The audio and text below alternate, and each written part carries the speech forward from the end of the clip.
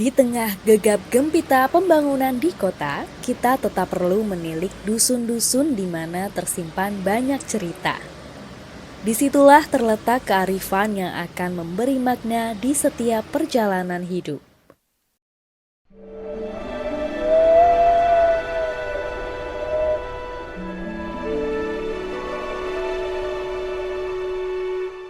Tidak terkecuali di Kabupaten Bantul, terdapat satu kampung yang begitu mendengar namanya saja sudah membuat jatuh hati.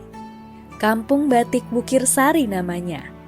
Desa wisata ini salah satu yang konsisten membuat batik tulis motif klasik di tengah modernisasi industri konveksi yang berkembang begitu pesat.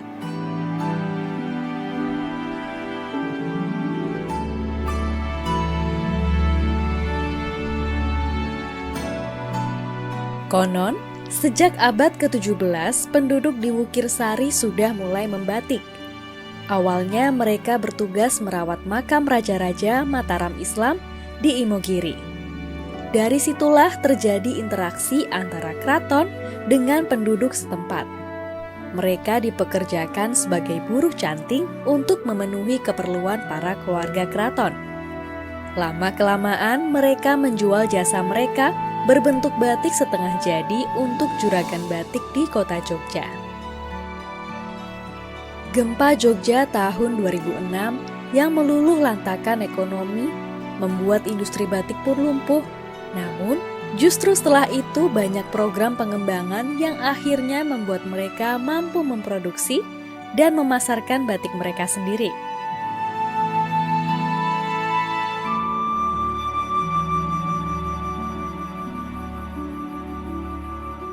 Sampai saat ini, mereka benar-benar hanya memproduksi batik tulis motif klasik. Jika kalian berharap dapat menemukan batik cap atau batik print, kalian jelas salah tempat. Konsistensi inilah yang membuat nilai luhur batik tulis tetap dihargai dengan layak.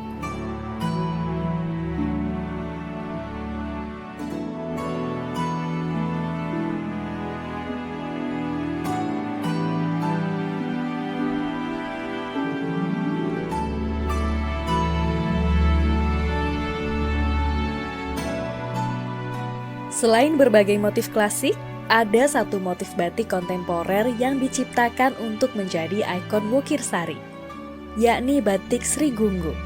Motif batik ini terinspirasi dari tanaman Sri Gunggu yang menjadi bahan baku pengobatan tradisional Gurah. Selain menjadi sentra batik, Wukir Sari juga dikenal dengan pengobatan Gurah. Tanaman ini melimpah tumbuh di sekitar Wukir Sari.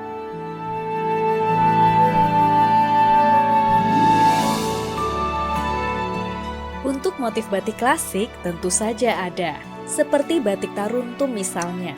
Konon motif batik ini diciptakan oleh Kanjeng Ratu Kencana, Permaisuri Sinuhun Sri Susuhunan Pakubuwono III. Motif batik ini bermakna cinta yang tumbuh kembali. Ia menciptakan motif ini sebagai simbol cinta yang tulus tanpa syarat, abadi, dan semakin lama semakin terasa subur, berkembang, tumaruntum. Karena maknanya, kain bermotif taruntum biasanya dipakai oleh orang tua pengantin pada hari pernikahan. Harapannya agar cinta kasih yang tumaruntum ini akan menghinggapi kedua mempelai.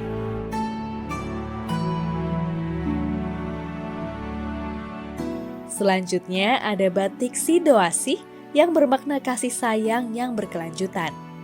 Biasanya motif ini dikenakan para pengantin wanita saat malam temanten. Pada era kerajaan, para putri raja yang menjadi temanten putri biasanya mengenakan kain motif tersebut dengan menjadikannya sebagai jarik.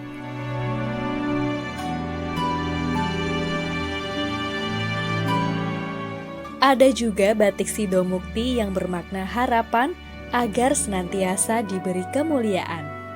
Ornamen utama menggambarkan ikon burung Garuda sebagai perlambang kewibawaan yang mengisyaratkan kebesaran wibawa para pemakainya.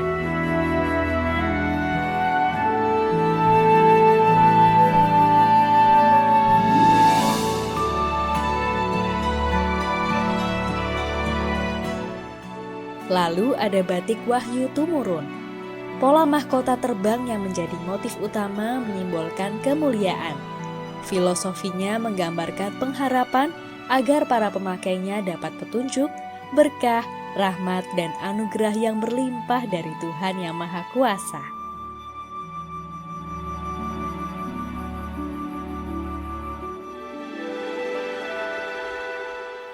Ada pula batik kawung. Disebut demikian karena terinspirasi dari buah kawung atau yang kini dikenal dengan buah aren atau kolang-kaling. Bulatan lonjong disusun rapi secara geometris melambangkan kebulatan tekad dan pengabdian pada posisi yang lebih tinggi. Maka tidak heran jika motif ini sering dikenakan oleh abdi dalem. Dalam pewayangan, Punokawan yang mengabdi pada para kesatria juga mengenakan motif ini.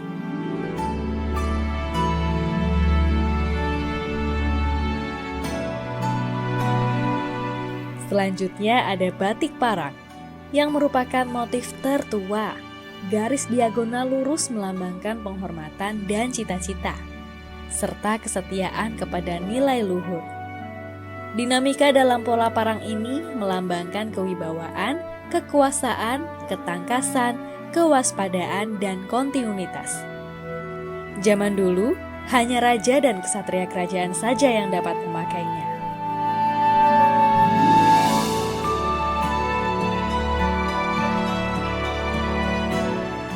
Terakhir ada batik Bokor Kencono yang terinspirasi dari cawan tempat menaruh air dan bunga yang biasa dipakai untuk upacara adat. Motif ini berkembang di era Pakubuwono IV. Motif ini paling fleksibel, dapat dipakai siapa saja, mulai dari rakyat biasa sampai ningrat. Proses pencantingan dan pencelupan bisa berkali-kali dan memakan waktu berminggu-minggu. Maka sudah selayaknya buah tangan ini dihargai dengan cukup tinggi.